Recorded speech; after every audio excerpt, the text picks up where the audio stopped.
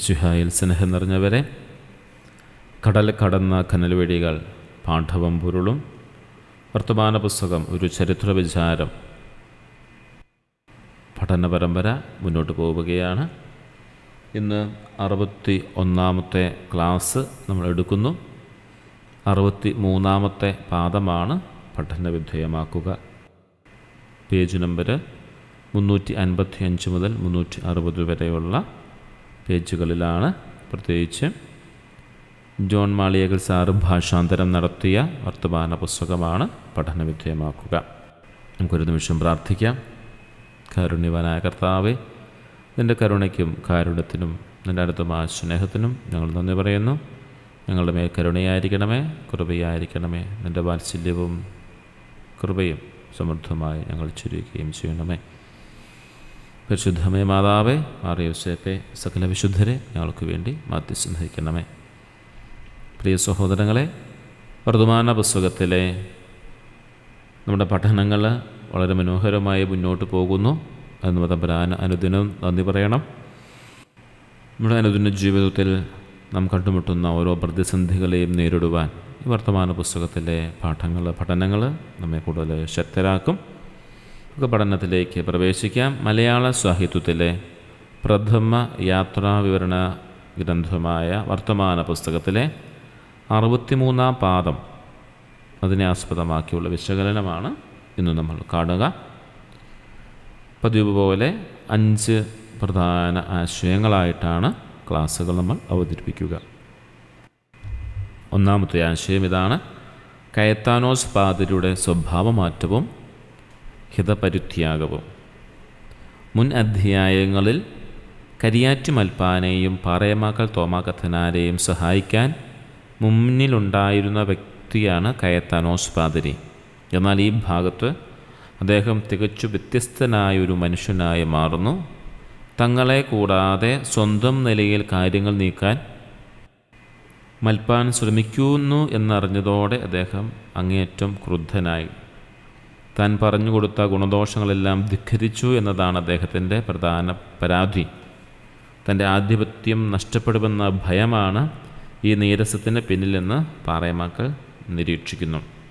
കഴിഞ്ഞ അധ്യായത്തിൽ നമ്മൾ കണ്ടതാണ് കയത്താനോസ് പാതിരിയുമായിട്ടുള്ള ബന്ധത്തിൽ മാറ്റം വരുത്തുന്നത് നല്ലതാണ് എന്ന് പ്രഭു കുടുംബം പറഞ്ഞതിൻ്റെ പേരിൽ മൽപ്പാനും കൂട്ടുകാരും നേരിട്ട് കാര്യങ്ങൾ ബോധ്യപ്പെടുത്താനായിട്ട് പരിശ്രമിക്കുകയാണ്. അതറിഞ്ഞ കയത്താനോസ് പാതിരിയുടെ സ്വഭാവമാറ്റമാണ് നമ്മളിവിടെ കാണുക. രണ്ടാമത്തെ ആശയം: അധികാരശക്തികൾക്കിടയിലെ കുടിലതന്ത്രങ്ങൾ. കയത്താനോസ് പാതിരിയും അദ്ദേഹത്തിൻ്റെ മകൻ യൗസേപ്പ് പാതിരിയും ചേർന്ന് കരിയാറ്റ് മൽപ്പാനെതിരെയും സഹായിയായ പ്രഭുവിനെതിരെയും നടത്തുന്ന കുടിലതന്ത്രങ്ങൾ ഈ ഭാഗത്ത് വളരെ വ്യക്തമാണ്. പ്രഭു ഒരു ചതിയനാണെന്ന് വരുത്തി തീർക്കാൻ കയത്താനോസ് ശ്രമിക്കുന്നു. താൻ മുമ്പ് ചെയ്തു വെച്ച വ്യവസ്ഥകളെപ്പറ്റി ആ വ്യവസ്ഥകളൊക്കെ കരിയാറ്റി നശിപ്പിക്കുകയാണ് അദ്ദേഹം ആരോപിക്കുന്നു. പ്രഭുവിൻ്റെയും മാർക്കസിൻ്റെയും, അതായത് ഗവർണറുടെയും വീടുകളിൽ പോയി മൽപ്പാൻ നടത്തുന്ന ഇടപെടലുകളെ തടയാൻ അദ്ദേഹം പരമാവധി ശ്രമിക്കുന്നു. മൂന്നാമത്തെ ആശയം: നന്ദികെട്ട മലയാളികൾ. വംശീയമായ ആക്ഷേപങ്ങളാണ്. തൻ്റെ വരുതിയിൽ നിൽക്കുന്നില്ല എന്ന് കണ്ടപ്പോൾ കയത്താനോസ് പാതിരി മലയാളികളെ പരസ്യമായി ആക്ഷേപിക്കാൻ തുടങ്ങി. ഈ പാവപ്പെട്ട മലയാളികൾ ഭോഷന്മാർ ഇവിടെ വന്നലഞ്ഞു നടന്നപ്പോൾ സഹതാപം തോന്നി സഹായിച്ചതാണ് എന്നും ഇപ്പോൾ അവർ നന്ദി കെട്ടവരും അഹങ്കാരികളുമാണ് എന്നും അദ്ദേഹം പ്രചരിപ്പിച്ചു. രാജാവിനോട് പോലും ഇത്തരത്തിൽ ഏഷണി പറഞ്ഞതായി പാഠഭാഗം സൂചിപ്പിക്കുന്നു. പോർച്ചുഗീസ് അധികാരികൾക്കിടയിൽ മലയാളികളോടുള്ള പുച്ഛം വർദ്ധിക്കാൻ അദ്ദേഹം ഇത് ആയുധമാക്കി മാറ്റുകയാണ്. അങ്ങനെ പോർച്ചുഗീസുകാരുടെ ഇടയിൽ മലയാളികളോടുള്ള പുച്ഛം വർദ്ധിക്കുന്നതിന് കാരണമായി തീരും. അതിന് കയത്താനോസ് പാതിരി മലയാളികളോടുള്ള അവരെക്കുറിച്ചുള്ള ചിന്ത അദ്ദേഹം പറഞ്ഞു പരത്തിയത് നന്ദി കെട്ടവരും അഹങ്കാരികളും എന്നുള്ളതാണ്. നാലാമത്തെ ആശയം ഇതാണ്: പ്രഭുക്കന്മാരുടെ പിന്തുണയും ദൈവാശ്രയവും. കയത്താനോസിൻ്റെ കുടില ബുദ്ധിയും വാഗ്വൈദഗ്ധ്യവും രാജാവിനോടുള്ള അടുപ്പവും കത്തനാരെയും മൽപ്പാനെയും വല്ലാതെ ഭയപ്പെടുത്തിയിരുന്നു. അഹിതോപ്പാലിൻ്റെ നാവിൽ നിന്നും രക്ഷിക്കണമേ എന്ന ദാവീദിൻ്റെ പ്രാർത്ഥന പോലെ അവർ ദൈവത്തോടും മാതാവിനോടും നിരന്തരം പ്രാർത്ഥിച്ചിരുന്നു. എന്നാൽ പ്രഭുവിനെയും അദ്ദേഹത്തിൻ്റെ കുടുംബവും മലയാളികളോട് അങ്ങേറ്റം അനുഭാവപൂർണമായ പെരുമാറ്റമാണ് അവർ നടത്തിയത്. കാര്യങ്ങൾ നിങ്ങൾ വിചാരിക്കുന്നതിനേക്കാൾ വേഗത്തിൽ തീരുമെന്ന പ്രഭുവിൻ്റെ വാക്കുകൾ അവർക്ക് വലിയ ആശ്വാസമായി. കയത്താനോസ് പാതിരി പരിപൂർണമായി എതിരു നിന്നപ്പോഴും പ്രഭുക്കന്മാരുടെ പിന്തുണയും ദൈവാശ്രയവും അവരെ കൂടുതൽ ശക്തിപ്പെടുത്തുകയാണ് ചെയ്യുക. അഞ്ചാമത്തെ ആശയം ഇതാണ്: വികാരി ജനറലിനെ കുറിച്ചുള്ള വ്യാജപ്രാണം.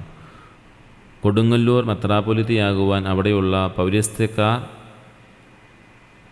പാതിരിയെ വാഴിക്കാനാണ് പ്രഭു ശ്രമിക്കുന്നതെന്ന് കയത്താനോസ് ഒരു വ്യാജ വാർത്ത പടച്ചുവിട്ടു. ഇത് മൽപ്പാനും പ്രഭുവും തമ്മിലുള്ള ബന്ധം തകർക്കാനുള്ള തന്ത്രമായിരുന്നു. എന്നാൽ കത്തനാരും മൽപ്പാനും തങ്ങളുടെ സ്നേഹിതനായ മെഷ്കീത്ത പാതിരി വഴി സത്യം അന്വേഷിച്ചു. പ്രഭു ഇത്തരമൊരു കാര്യം സ്വപ്നത്തിൽ പോലും വിചാരിച്ചിട്ടില്ലെന്ന് ബോധ്യപ്പെട്ടതോടെ കയത്താനോസിൻ്റെ കുടിലതന്ത്രം പൊളിഞ്ഞു. വളരെ മനോഹരമായതും രസകരവുമായ ഒരു പാഠഭാഗമാണ് ഇന്ന് നമ്മൾ കണ്ടത്. മറന്നു പോകത്തില്ലാത്ത രീതിയിൽ നമുക്ക് അതിനെ ഓർത്തിരിക്കാൻ തക്ക വിധത്തിലാണ് വർത്തമാന പുസ്തകത്തിലെ പാറയമാക്ക ഗവർണർ വളരെ മനോഹരമായ രീതിയിൽ തന്നെ ചിത്രീകരിച്ചിരിക്കുക. നമുക്ക് പ്രത്യേകിച്ച് ഇന്നത്തെ ക്ലാസ് സമാപിക്കുകയാണ്. പാഠഭാഗം വായിക്കണമെന്ന കാര്യം പറഞ്ഞത് ഓർക്കുമല്ലോ. ഇനി നമുക്ക് ചോദ്യോത്തരങ്ങളിലേക്ക് പ്രവേശിക്കാം.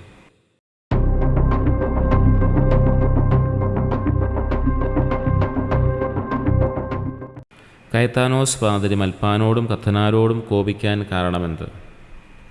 തന്നെ അറിയിക്കാതെയും തൻ്റെ സഹായമില്ലാതെയും അവർ സ്വന്തം നിലയിൽ പ്രഭുവിൻ്റെയും മാർക്കസിൻ്റെയും വീടുകളിൽ പോയി കാര്യങ്ങൾ സാധിക്കാൻ ശ്രമിച്ചത് അറിഞ്ഞതിനാൽ.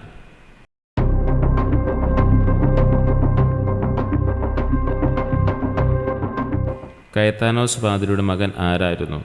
യൗസേഫ് പാതിരി.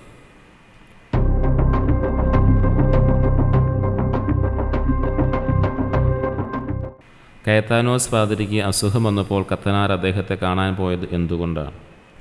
കേവലം മര്യാദയ്ക്ക് കുറവ് വരാതിരിക്കാൻ വേണ്ടിയാണ് കത്തനാർ അദ്ദേഹത്തെ സന്ദർശിച്ചത്.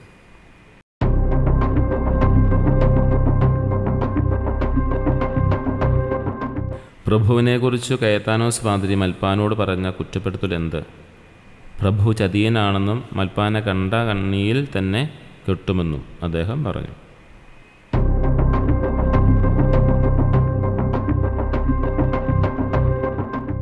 കയത്താനോസ് പാതിരി പുറമെ മലയാളികളെക്കുറിച്ച് പ്രചരിപ്പിച്ച ദുഷ്പ്രചരണം എന്ത്?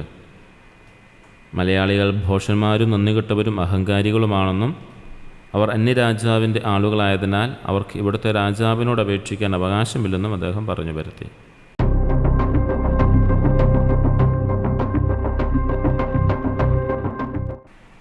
കയത്താനോസ് പാതിരിയുടെ കുടിലബുദ്ധിയിൽ നിന്നും രക്ഷ നേടാൻ കത്തനാർ ആരോടാണ് പ്രാർത്ഥിച്ചിരുന്നത്?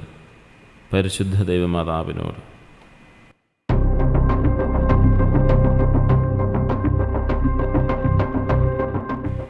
ആരുടെ നാവിൽ നിന്നും രക്ഷിക്കണമെന്നാണ് ദാവീദ് രാജാവ് പ്രാർത്ഥിച്ചതായി കത്തനാർ ഉപമിക്കുന്നത്? അഹിതോപ്പാലിൻ്റെ നാവിൽ നിന്നും.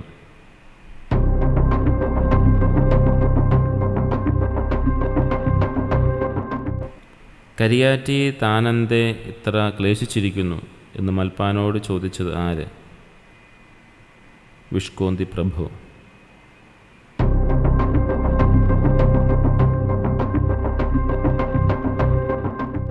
കാര്യങ്ങൾ വേഗത്തിൽ ശുഭമായി അവസാനിക്കുമെന്ന് പറഞ്ഞ് മൽപ്പാനെ ആശ്വസിപ്പിച്ചത് ആരല്ല? പ്രഭുവും അദ്ദേഹത്തിൻ്റെ സഹോദരിയും.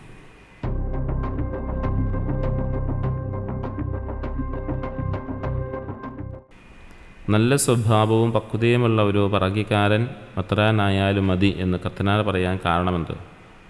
കയത്താനോസിൻ്റെ കൂട്ടുജാതിക്കാരൻ തന്നെ മത്രാനാകണമെന്ന വാശി തങ്ങൾക്കില്ലെന്ന് ബോധിപ്പിക്കാൻ.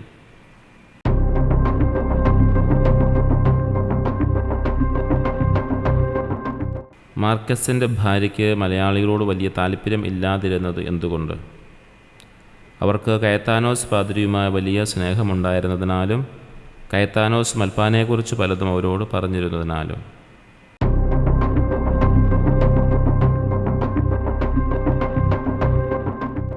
മെഷ്കിത്ത പാതിരി വഴി അന്വേഷിച്ചപ്പോൾ പ്രഭുവിനെക്കുറിച്ച് അറിഞ്ഞ സത്യമെന്ത്?